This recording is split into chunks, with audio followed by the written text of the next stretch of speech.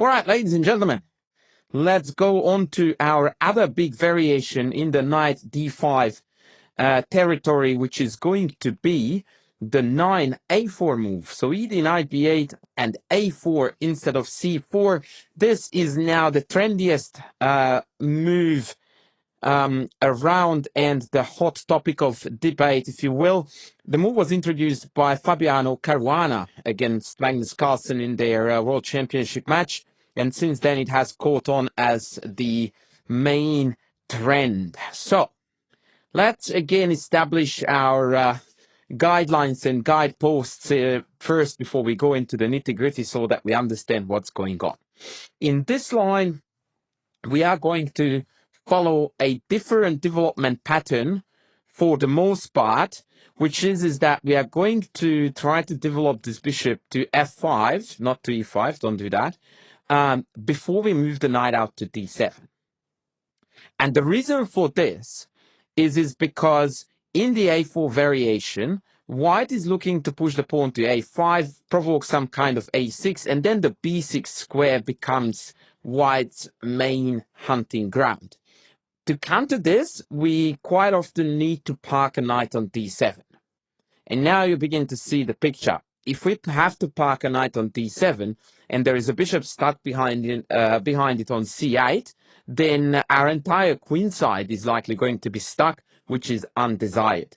So here we are going to go bishop f5, knight d7, bishop e7. And once that's done, that's when we can kind of manipulate the situation, pull the bishop back to g6, go f5 if you want. We can still trade dark squared bishops and so on. But the general gist is that we prefer to move the bishop out to f5. There will be a notable exception, but we'll cross that bridge when we get there. So let's dive in. We go bishop e7. And here white has got three main moves. Bishop d2, we are going to start with that. Bishop e3, that will be our exception. And then we go on to the biggest, most popular main line with bishop e2. So bishop d2 is a dual purpose move. It basically cancels out more than dual. Cancels out queen a5 check, often wants to drop the bishop on b4, and also allows white to play a5 at ease, because after a6, knight a3, the pawn is not going to hang with a check. That's basically the long story short. We castle. And now bishop e2 is kind of like the main variation, so we are not going to deal with that now. Instead, we look at a5, which is far more thematic and logical. Bishop f5 is doable here. But instead we are going to go with a6. It's more logical. And here, knight a3 is a sensible move. If they drop back to c3, the whole thing just doesn't make any sense. And then, of course, we can go f5. Why wouldn't we? There is no pressure that we are facing at all, so it's fine. Knight a3 is the move where we first going to see that, oh yeah, this is actually looking quite nasty. So let's get the bishop out first, knight c4 and knight d7. And this is exactly what I was talking about. This is our best and most optimal piece formation. And from here on out, we can take it to various directions depending on what white does. For example, if they go bishop e2, we go rook c8, and this is going to be very similar to main lines, which we are going to discuss in the bishop e2 chapter. If instead bishop b4, that seems to be the only independent move, rather the only move with independent value, we are going to come here at white with a bit of a surprise, rook c8. Note again, for the 147th time in this course, that we enjoy some very nice development lead, which means that we can be a little bit more liberal with our hanging pawns, especially because they are actually poisoned. So if bishop takes d6, then rook takes c4 wins the game on the spot. Since bishop takes e7 loses to the intermezzo and we win a piece, whereas bishop c4, bishop d6 is just two minor pieces for the rook. Black is completely winning, not playable. Knight d6, rook c2 is also looking absolutely dire straits for white, also not playable. And so we're down to bishop e2, when after rook c7, now we are not exposed to any tempo move whether it be knight b6 or taking on d6 or whatever. And we can just simply build the position up with knight c5, pull the bishop back, go f5. And we are looking golden here with black. No worries.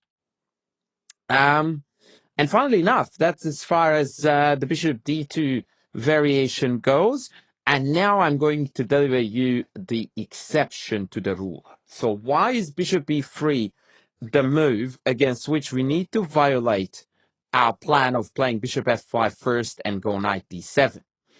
The reason for this is actually quite simple. We do not have time to play bishop f5 here, because after the very annoying a5, white is now threatening to capture the a7 pawn, believe it or not, which is not defensible. However, we can also not push it forward on account of bishop b6, and it is time for us to put the pieces back in the box and revisit the course and see how we are not meant to play bishop f5. So that is the reason. Bishop e3 does turn up the heat, and so we need to respond to that adequately. Knight d7 is best. Note that now a7 is not capturable. I will actually play it out for you, because take, queen a5 check picks off the bishop, which is exactly why in this position queen d2 is the main line. Bishop e2 allows us to castle. a7 is still not hanging. Now it is. And so a6. I always like it when there is a very clearly present logic in every single move and what happens in the board, because it's a lot easier to remember lines when, once again, there's an underlying logic that follows the line. So now a7 was hanging, we kick the knight, and we go f5. Now f5 is always a pest from white's point of view, and kind of this is the downside of playing bishop e3, which is that now white has to respond one way, shape, or form, either right now or a few more moves down the track, to the imminent threat of f4, e4, and as usual, we send them on the king side and cause trouble. So f4 is kind of expected, but now we get to expand on the king side with take, g5, knight e5, f4 incoming, and we have got one of those lovely positions where initiative appears to be on our side. And yeah, I don't think there is anything untoward about this position for black. I would be very, very happy to be the commander of the black army. So queen d2 is best because it immediately turns up the heat again, threatening to capture a7. Thus, a6 now, knight a3, and again, no need to hesitate, f5. Much better move than castles, because the downside of queen d2 is that now f4 threatens to trap the bishop on e3. Huge difference. f3, check. Now we try to again tenderize those dark squares. If bishop f2, we trade queen a5, queen a4, and sorry dudes, but a pawn is a pawn. We are going to be collecting the material and be better with black. So bishop f2 is not playable. Instead g3, and you more or less, I think, know now the drill. If we can't pull back to offer a bishop trade, then we go f4. It's a very good moment to initiate fight, because now the black army is decently placed and the white army is certainly not optimally positioned for an immediate tactical skirmish. Bishop g5 back. Now the queen is misplaced. If knight c4, we need to watch knight d6 check. So we are going to castle first. And after h4, we can now take g3. And this beautifully chaotic variation is actually very nice for us, because we have the safer king, and therefore we have got the attacking prospects, whether it be knight g4 or even pawn push to e4, the semi-open f-file in combination with the king stuck in the middle is going to warrant some very, very nice play for us. So h4 immediately is perhaps better. We take, and castle. Don't worry about castling into the h file. This king is a lot more vulnerable than this one. So if they play bishop d3, you just casually play g6, and that's it. That's white's initiative as far as the king side is concerned. And now it's all about us. If they go rook h6, e4. We have seen this pawn sack, very logical, turning on the heat. The knight is coming to e5. All of our pieces are invading beautifully. Note that white does not have the time for doubling because of check, picking off the rook. And yeah, we are just doing really, really well here. And so rook h4 seems to make more sense in order to not expose the rook to that threat. e4 nonetheless, bishop e4, knight e5 nonetheless. And when the rook lands on h1 thinking, oh yeah, this is going to be golden, we are now going to sack a pawn and then use the h6 pawn as an umbrella pawn, which means that we can always hide our king underneath, and thus making 10 points worth of pieces utterly useless on the h file since white has no penetration. On the other hand, f3 is hanging, quite annoying. Queen b6 check is pending, and in general, once again, it's clear that the white king is in greater danger than the black one, for sure. Lovely, lovely variation. And that concludes bishop e3 as well. So please remember that this is an imminent threat, or just about to become one, on a7. And so here we do not have time to pretty up our position with bishop f5. We have to go immediately to knight d7. And indeed, in this line, we are going to seek play on the king side with f5, f4, as the bishop is now a decent target of that operation. And that takes us to the main line with bishop e2, where we switch back into our regular modus operandi against the a4 line, which is bishop f5. If I'm not mistaken, it is the less popular out of knight d7 and bishop f5, but I think that this is a very, very sound, safe, and reliable choice. And for that reason, we are going to pursue this idea and this move. 3 moves available for white here that we didn't need to discuss. f4 typically gets captured because it grants us an easy e5 square in the long term. Bishop g6. Note that we wanted to remove the bishop from harm's way on the f file. King h1 and a6, kicking the knight, bringing the knight. The good news is that usually these lines are easy to play because black's moves are so logical and the pieces seem to follow the same pattern. Now we challenge the c4 knight and defend d6 at the same time. A very handy operation, and clearly we cannot possibly be worse in this position. Obviously, the pawn take may look at first a bit weird, but this allows white to seek further play on the queen side by pressuring our b7 pawn, but that's not weakness enough that we need to worry. Here is a line. Bishop g5, take. Bishop takes c2, picking off the free pawn. And when white starts to create some annoying problems for us with the pawn on d6, we just go like, all right, let's get the queens off. No problem. Remember, we are up a pawn, so giving it back is totally fine. And yeah, now the d6 pawn has been controlled. Black cannot possibly be worse in this position. So that was f4. Bishop e3 is also playable. a6, knight a3, knight d7, and again you see the same development pattern. If now knight c4, then we keep the knight. Take. If take, knight a3, then we send it, and then we go after the d5 pawn. Now that's not very common that white is in mortal danger of losing the d5 pawn in this line of the Sveshnikov, but hey, you need to be open-minded to any ideas at all. Bishop f3, takes, f5, and a pending e4 ensures that actually it's only black who can think of being better here. Knight f6 is imminent once the queen goes away from f3, and yeah, d5 is feeling the heat, for sure. So maybe not take on a8, maybe knight a3 right away, but then b4 still, and this has just gone from bad to worse. Now d5 is hanging, c2 is hanging, and white doesn't really have anything meaningful to to play for. So, yeah, easy peasy. And therefore, knight c4 here is really not that good because b5 is strong. So instead, queen d2 seems like a good idea. Now white is looking to play a5 to immobilize these pawns, and then knight c4. And we are going to absolutely ignore this because we have got our own things to do, which is to pull the bishop back and send it. f5 again.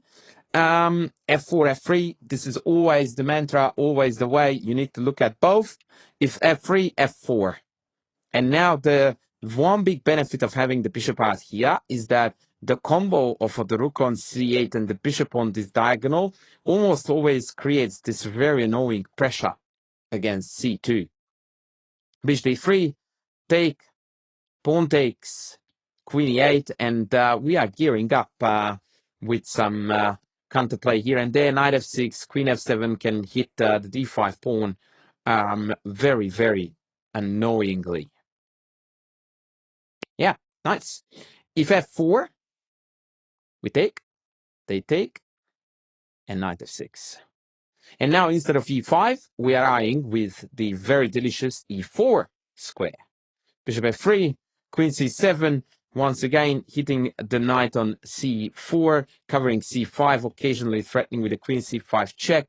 b5 is pending, knight e4 is on the cards. Love and black, and I don't even have, well, I do have the bias, but I love black anyway. Right on. So, yeah, bishop d2, knight d7. This is going to be our big main line. And at multiple points when I called the bishop d2 line, I said bishop e2 will go back to our main line, and that's exactly what's happening here. Yeah, knight d7, a5, a6, kick the knight, and rook c8. So again, the pattern, as in the way we move our pieces out, is almost always the same. Bishop here, knight here, rook c8. And then we will take it from there. There is an alternative here, bishop e4, and it may even be preferable to our main line. So I would like to leave it up to you which one you prefer. We can go on a hunt here for the d5 pawn, and in fact, we can succeed in hunting said pawn down, but we're going to lose b7, and we will end up in this very, very unique opposite-colored bishop scenario where attack always is met with counterattack, and counterattack is met by counterattack. And in the end, we have got a mess of a pawn structure, but and by that I mean both sides. But I actually think that black's chances are superior. Like, even if I remove the pawn from d5, I don't think that realistically we can lose this. Like, these two pawns are so weak, and the knight is so badly placed, and we do have the d5 pawn. So this is a line you may want to you might want to consider. The alternative is rook c8. Knight c4, and bishop g6. Rook c7 is also a move here. This is what Prague played against Vacher-Lagrave, and that went like this. Once again, a little crazy line.